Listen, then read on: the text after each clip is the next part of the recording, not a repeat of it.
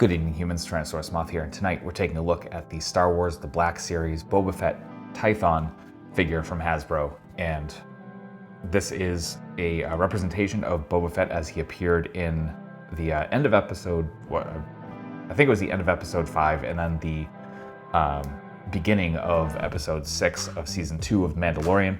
I absolutely adored The Mandalorian, and once I realized Boba Fett was showing up in it, I totally freaked out. My wife will attest to that. And yeah, I definitely like the way they took Boba Fett's aesthetic, including this one. That being said, I will say there are a couple glaring issues with this figure. But in spite of that, it is a very cool piece. So let's get right into that. Let's do this. Jumping right into aesthetics, right off the bat, this is where those two glaring issues that I mentioned just a second ago come in. And so we'll get right into it. And so starting off here in the robe, I didn't think I was gonna like the robe as much as I do. And that's actually, I thought was going to be an issue. And well, yes, it's definitely pretty flat and just kind of lifeless, but it does work, especially once you start posing it. And this hood piece, I like that they kind of designed it. So yeah, it looks kind of stupid like that, but you fold that back a little bit right to where they start the seam right here. And it actually works out really well. It kind of adds to some nice layering and stuff like that. And again, you work with it and it's good. So that I don't have an issue with. However, and I don't know how well this is coming across on camera because it's actually looking darker as I'm looking through the front of it. Let me see if I can get this off on camera smoothly. So we take that robe off. So the first thing is the color. And it is very much dark brown. It is not black, which it should be. It was in every shot. And I know that especially with Mandalorian and Book of Boba Fett, I think either Filoni or Favreau was like super, like nothing gets out, basically, that Hasbro's going off stills and stuff that are released to the public. So that being said, that I think that might have been a factor. Maybe someone had to interpret the color. But however, if you watched my SH Figure Arts Rearmored Boba Fett review, he's literally wearing the same suit, just with the armor over it. And and they got it in black. So, you know, it might have been cross communications there and stuff like that, or something like that. So, I mean, again, I can see where it would have happened, but the brown is very, very unfortunate.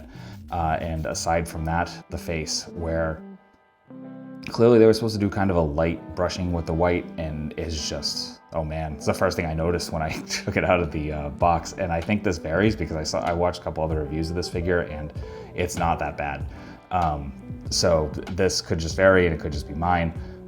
But definitely, I mean, the likeness is great. Honestly, I love this head sculpt, and you know, I think they did a fantastic job. It's just that white paint. I got to find a way to kind of dim that down without ruining any of the like eyes or anything like that.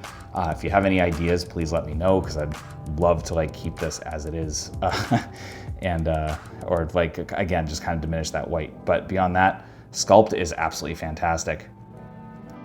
Looks great. And yeah, I get like head sculpt and just everything in the suit. I mean, obviously it's gonna be very hard to do baggy clothing as a plastic sculpt, and I think they did it really well. Not only that, but even the bandolier, I guess I don't know if you call that bandolier, it's more the bullets on the belt, but in any event, yeah, just everything looks good. Just again, wrong color and a little overdone on the face. So that is aesthetics. When it comes to accessories, obviously the Black Series is not known for coming with a plethora. However, Boba Fett here comes with a definitely a decent loadout. And starting with, we get his sidearm, and this looks really good. You know, just a little bit of brown paint on there, but a nice shade of gunmetal for the barrel and just the rest of the body of it. So it looks really good. Nice sculpt as well. And then we get the rifle he had in that first scene at the end of episode 5, I think, and I'm probably recalling that incorrectly. And oh wait, no, that was the end of season 1, I think. So anyway, really well done. Love the gold they use. It actually, I'm not a fan of just the color brown anyway, in terms of like clothing and stuff like that, but here the gold really kind of makes it look nice and classy, which is really weird. Not something I thought I would like as much. And speaking of that, his Gaffi stick here, fantastic sculpt. I'm assuming this is what we got with the Tusken Raiders as well. Same thing, just in different colors, and like the gold just looks really good, especially with the brown. Just really surprised at how impressive it looks in hand. And clearly got the string here, which has a little bit of stretch too, which makes it nice and easy to get around his shoulder. And then finally, we get the aforementioned robe, which again, a little flat, a little lifeless, but you know, you can definitely I'm assuming if you add some starch or something to this, you could probably get something going. Not only that, but there are plenty of people on Etsy and other sites selling custom robes, and I've definitely been looking at some because I'm considering if I decide to paint that black as a custom, definitely might do that, but still definitely a decent start. So that's accessories. When it comes to articulation, we've actually got some pretty good stuff going on here, and I don't know what this pose is, but it worked out, and it shows that Boba can balance. Part of that is thanks to the size of the boots. But yeah, the Black Series has definitely come a long way. I think I said that in the Fennec Shand review, and just it's good to see. Like, you want figures to be fun to pose. And starting with the head, we do have a ball joint in the head, and then we also have some movement at the bottom of the neck. So we're going to get that much down. We're gonna get some great up and fantastic tilt all around. So just really great range there. When it comes to the arms, I don't think we have a butterfly joint. Oh no, we do. We do a little bit. So you got a little bit forward, a little bit back, all that. We do not have a bicep swivel, but as with pretty much all Black Series figures, we do have single joints in the elbow. Just gonna bring us up to about here, and we're gonna get our swivel from there. Then we come to the hands, and we are hinge and swivel there. The right hand is vertical and then horizontal for the left. I don't think we have anything up here at the diaphragm, but it feels like the ball joint is here at the waist. So we're gonna get some rotation there. Well, both rotation and that kind of side to side. And that's gonna give our crunch about there, which isn't too bad considering, and back to about there. Then we come down to the hips, and we've got full-on splits. Honestly, if it wasn't for the gun holster having the leg strap, we'd be almost full out into splits, which is pretty fantastic, honestly. Then we get thigh swivel. We are single jointed at the knees, though we're coming just past 90, and we also get some swivel there. But we also have boot swivel and insane point. Really good forward, natural forward too as well.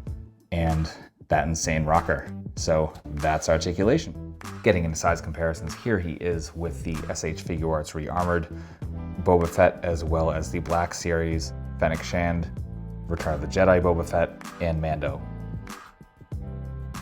With some other Hasbro. With some imports. With some monsters. Finally, with an Articulated Icons Oni, and yours truly in human form as an Articulated Icons Ninja.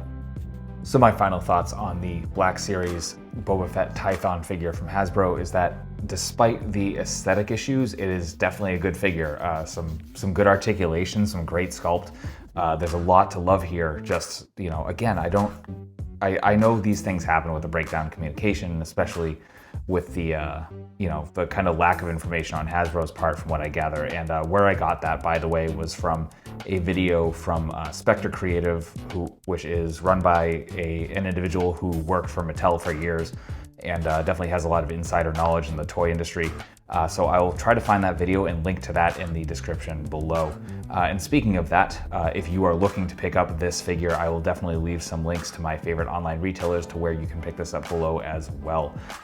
So check those out if you are interested. And beyond that, I hope you found this review informative and somewhat entertaining. And if you did, please consider liking, commenting, subscribing, and or sharing. And beyond that, there will also be in the description other ways to help the channel. So please check those out and give them some consideration. And yeah, I guess that's all I have to say. So ultra thanks you one last time for watching, and I hope you take care of yourself, take care of those around you, and most importantly, stay weird, simians.